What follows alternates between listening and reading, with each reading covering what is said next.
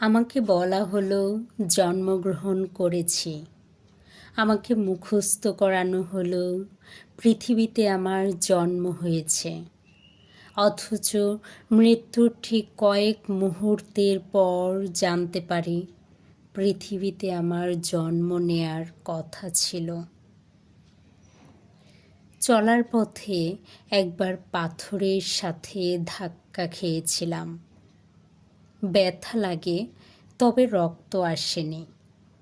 পাথরটাকে মনে রাখতে চাই, ব্যথাকে না। কারণ চলার পথে এমন অনেক পাথর আসবে যাদের জন্ম ব্যথা দেওয়ার জন্য।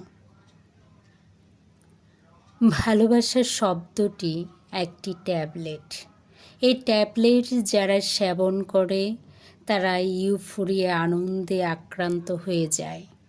তাদের মধ্যে হরমোনাল পরিবর্তন ঘটে। তাদের আচরণ অনেকটা বানরের মতো দেখায়।